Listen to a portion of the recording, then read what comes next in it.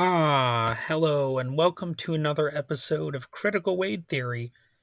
And today we're going to be looking at an episode of The Adventures of Pete and Pete, a show that ran from 1992 to 1996.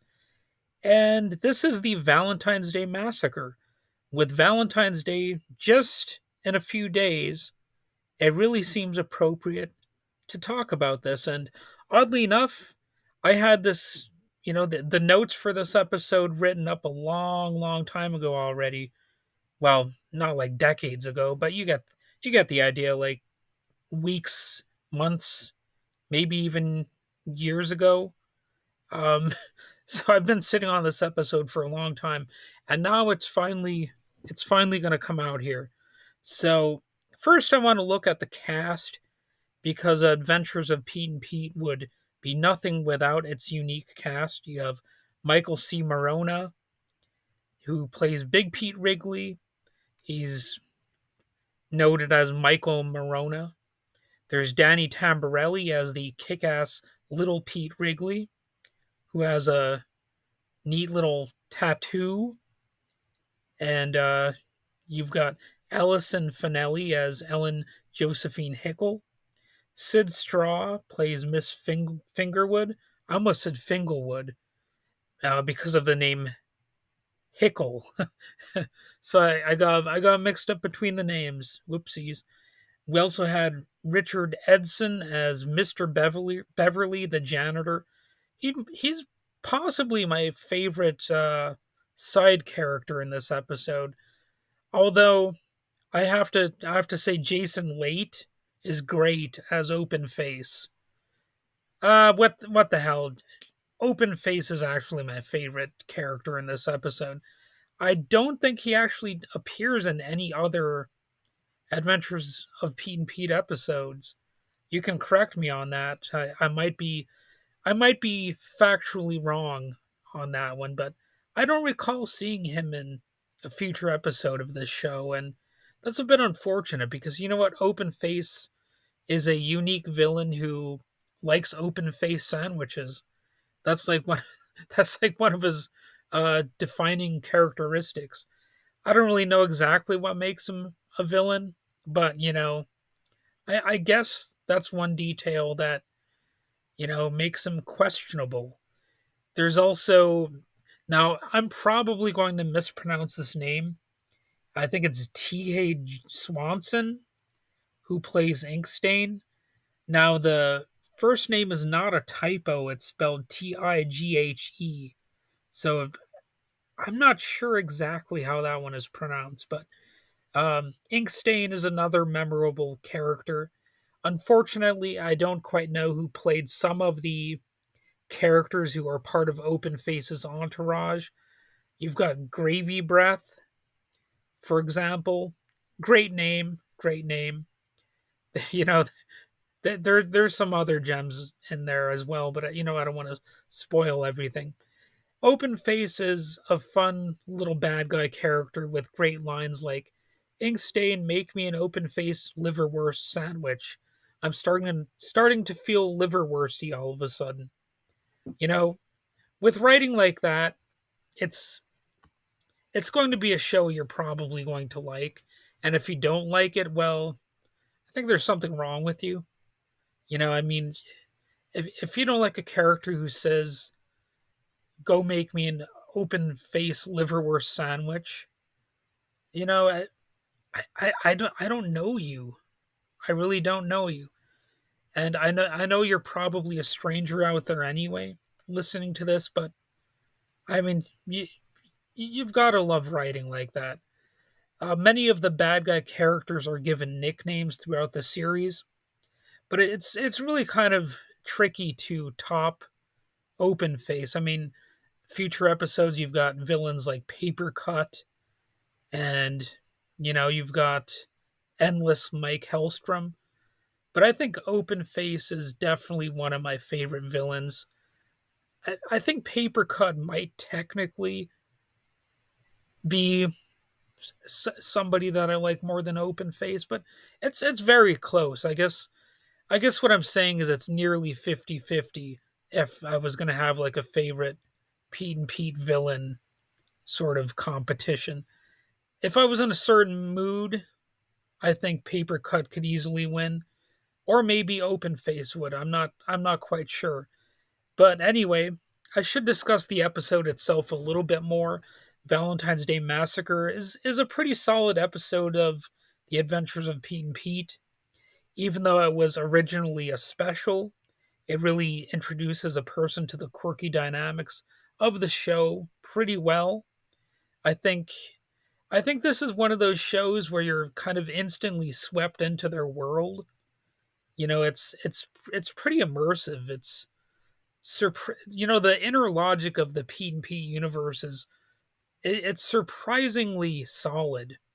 I would say, even though obviously they're strange and fantastic characters and weird things happening, but there is at least some sort of internal logic. You get the feeling that all of the characters have, their own strengths and weaknesses, their own, I guess, inspirations for doing the things that they do. And it makes the characters seem more authentic, maybe even real, even though I hesitate to use that word, but you at least understand that the characters have motivations.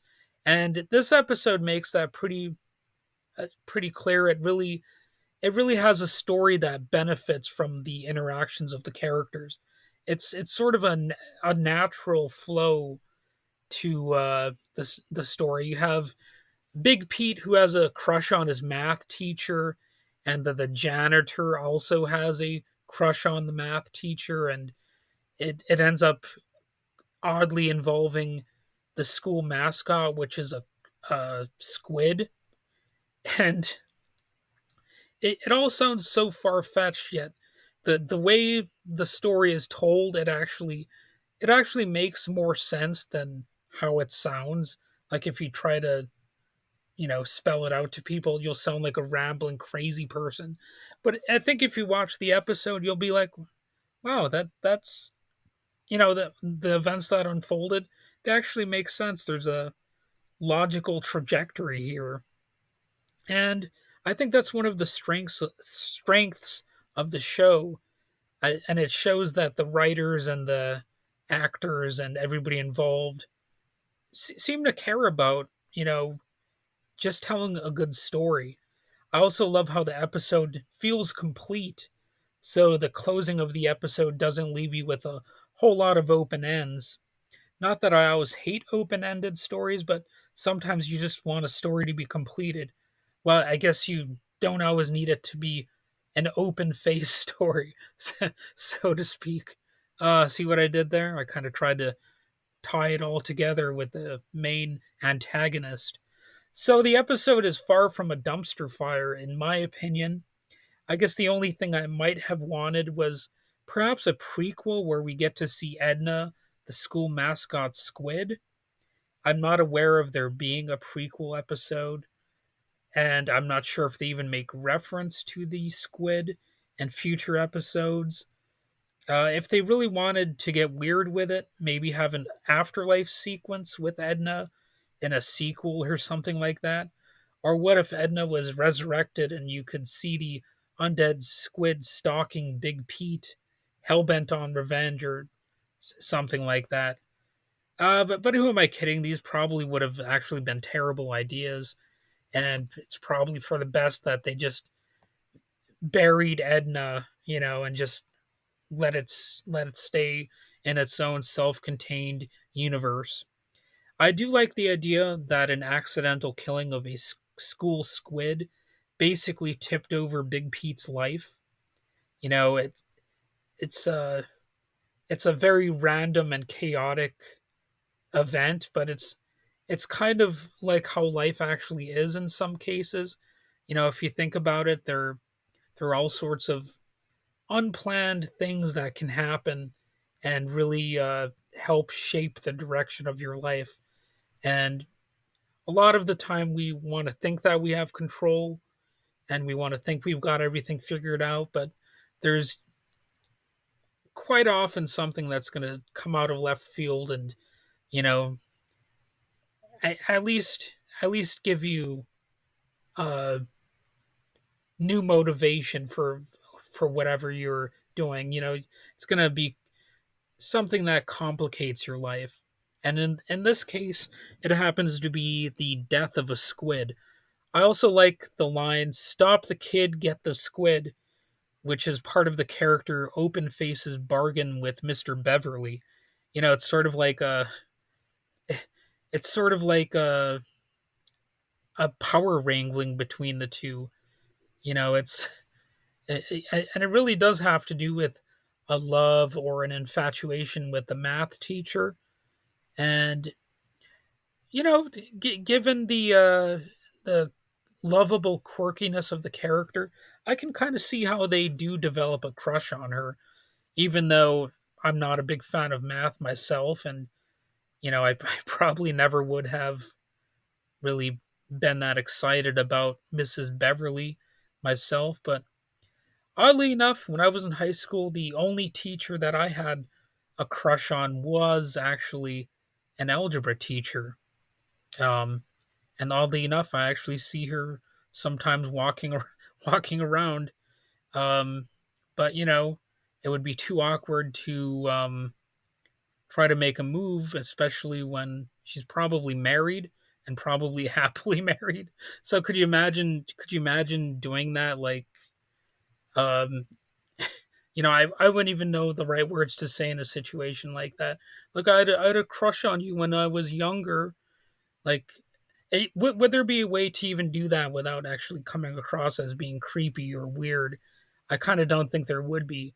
And in this case, it's in many ways creepier and weirder because Big Pete is still in school, and we're talking about a teacher. So yeah, that's a strange sort of story that they delve into here, but it's actually pretty tastefully done.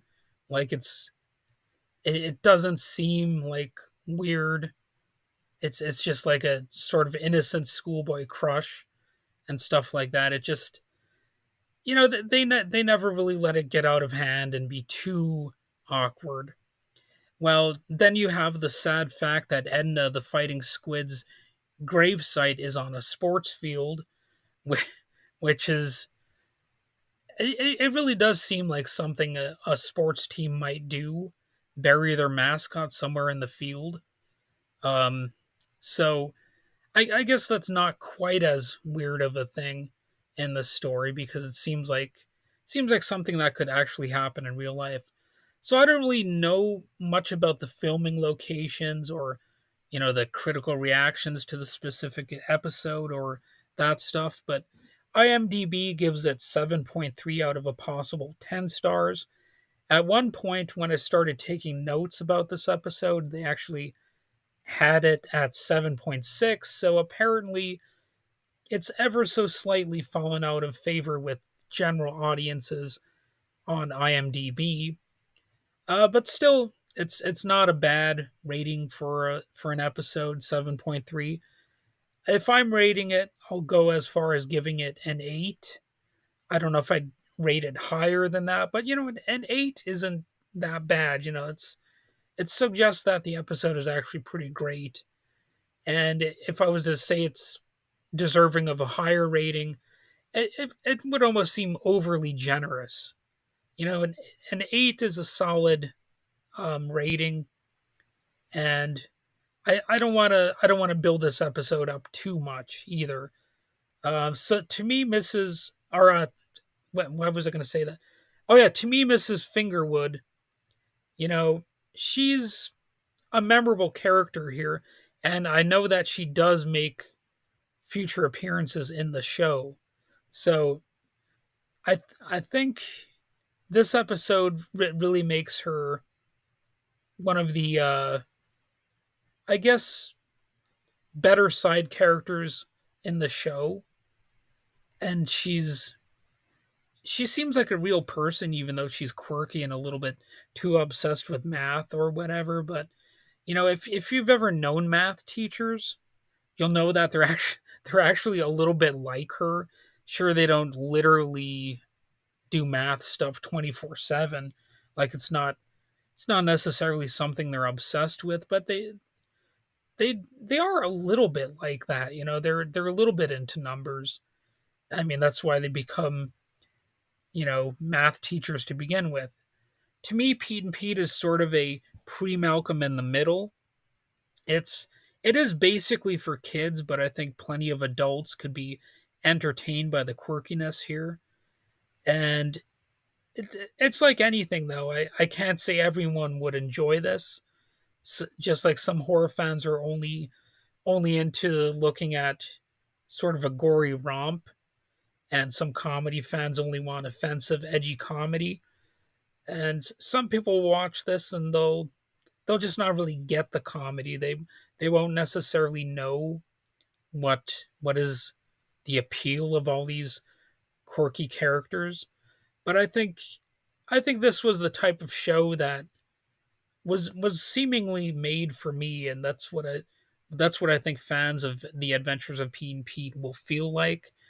Like the show is unique in some ways, and there's something sort of special about how it connects with a person who views it. It should be a hit for plenty of people out there, and it was a big enough hit that Pete and Pete did last for 3 seasons, which isn't that bad of a run. I think 3 seasons is pretty standard, and I'm not sure how they could have pushed the show much further than that, because they would have at some point no longer been kids anymore. So it kind of lasted for 3 seasons for that reason. Um, and they probably would have felt weird like having them as grown-ups at a certain point. So 3 seasons is actually pretty fine, especially for a Nickelodeon show that was starring kids. I know some episodes had released on VHS, and I have the first season on DVD, though unfortunately I think my dumbass lost one of the discs somehow, because, that's something that I'm pretty good at. I'm actually pretty good at losing stuff sometimes. But fortunately, like so many things, you can find these episodes at places online, legally or otherwise. I don't know if they're ever going to have them on a streaming service. They really should.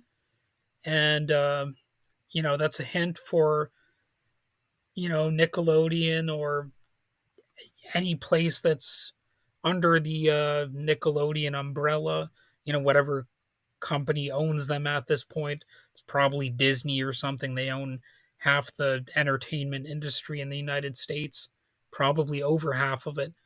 But it's a little hint that, hey, you should put this stuff out there. A lot of people from the 80s and 90s get a hoot when it comes to seeing these shows that we watched when we were younger. It'd be nice to be able to see them legally, so we don't have to feel like we're, scrounging around, in a secretive and dark way, as if we're little kids looking for adult magazines or something like that. It'd be nice if we didn't have to feel like pirates or whatever, or it'd be nice if we didn't have to be pirates to see some of these things. It'd be pretty kick ass to watch them, just on a normal streaming service or whatever. So that's a little bit of a hint to these corporate behemoths who want to keep things, I don't know, in the dark and not capitalize on people's nostalgia. And well, I think that's about all I need to say about this episode. That's really a quality show, and I had fun watching it. And I'm sure I will eventually, watch some future episodes of the show again and do some reviews of the Adventures of Pete and Pete. So, yeah, have a good one and keep living in the past, because the future's going to suck.